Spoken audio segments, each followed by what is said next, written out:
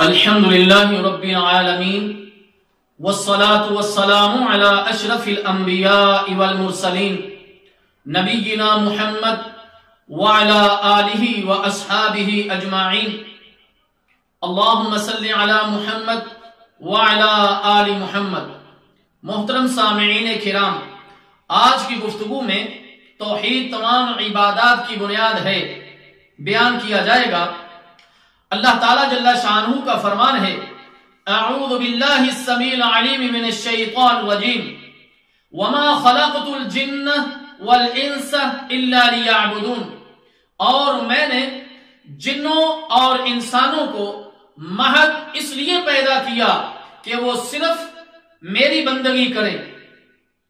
ایک اور مقام پر اللہ تعالیٰ جل شانہ کا فرمان ہے، وَلَقَدْ بَعَثْنَا فِي كُلِّ أُمَّةٍ رَسُولًا أَنِ اعْبُدُوا اللَّهَ وَاجْتَنِبُوا الطَّاغُوتَ، اور ہم نے ہر امت میں رسول بھیجا کہ لوگو صرف اللہ کی بندگی کرو اور طاغوت یعنی غیر اللہ کی بندگی سے بچو۔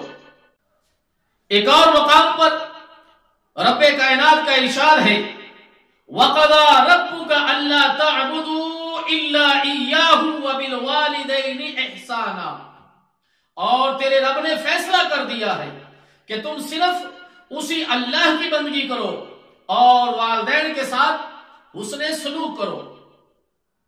اور سورہ نساء میں رب کائنات فرماتا ہے، وَاعْبُدُوا اللَّهَ وَلَا تُشْرِكُوا بِهِ شَيْئًا، اور تم صرف اللہ کی بندگی کرو اور اس کے ساتھ کسی چیز کو بھی شریک نہ ٹھہراؤ۔ اور ایک اور مقام پر اللہ تعالیٰ جل شانہ کا فرمان ہے، قُلْ تَعَالَوْا أَتْلُ مَا حَرَّمَ رَبُّكُمْ عَلَيْكُمْ أَلَّا تُشْرِكُوا بِهِ شَيْئًا۔ اے محمد صلی اللہ علیہ وسلم کہہ دیجئے کہ آؤ میں تمہیں وہ چیز پڑھ کر سناؤں جو تمہارے رب نے تم پر حرام کی ہے، وہ یہ ہے کہ تم اس کے ساتھ کسی چیز کو بھی شریک نہ ٹھہراؤ۔ سیدنا عبداللہ بن مسعود رضی اللہ تعالی عنہ فرماتے ہیں، جو شخص محمد صلی اللہ علیہ وسلم کی بند کر کے مہر لگائی ہوئی وصیت ملاحظہ کرنا چاہتا ہے تو وہ اللہ تعالیٰ جل شانہ کا یہ فرمان پڑھ لے، اور سورہ الانعام کی آیت نمبر 151، 52 اور 53 کے تحت انہوں نے یہ ارشاد فرمایا جو سنن ترمذی میں جس کی تفصیل ہمیں ملتی ہے، اور وہ یہ ہے کہ اے محمد صلی اللہ علیہ وسلم کہہ دیجئے کہ آؤ میں تمہیں وہ چیز پڑھ کر سناؤں جو تمہارے رب نے تم پر حرام کی ہے، اور وہ کیا ہے؟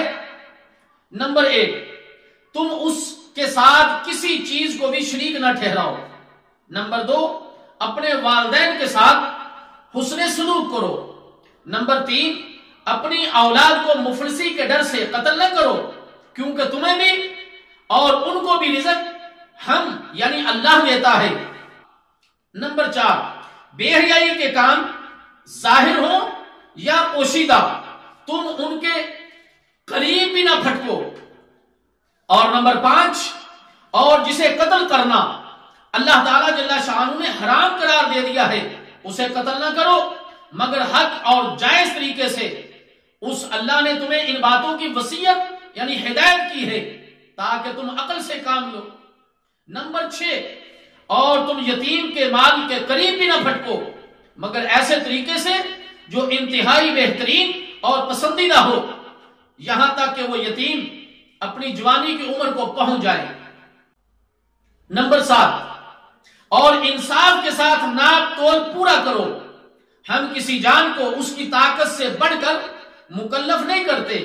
نمبر 8، اور جب بات کرو تو انصاف کی کہو، خواہ وہ معاملہ اپنے رشتہ داروں ہی کا کیوں نہ ہو، کسی ایک طرف جھکاؤ سے کام نہ لو۔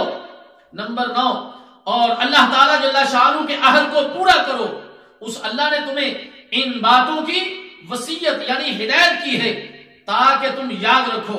نمبر 10، اور بے شک یہ میرا سیدھا راستہ ہے تم اسی پر چلو، اسے چھوڑ کر دوسری راہوں پر مت چلنا، وہ تمہیں اللہ کی راہ سے دور کر دیں گی۔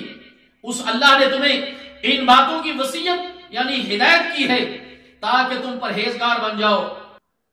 معاذ بن جبل رضی اللہ تعالیٰ عنہ فرماتے ہیں ایک دفعہ میں نبی مکرم صلی اللہ علیہ وسلم کے پیچھے گدھے پر سوار تھا، آپ صلی اللہ علیہ وسلم نے مجھ سے فرمایا اے معاذ کیا تم جانتے ہو اللہ کا بندوں پر اور بندوں کا اللہ پر کیا حق ہے؟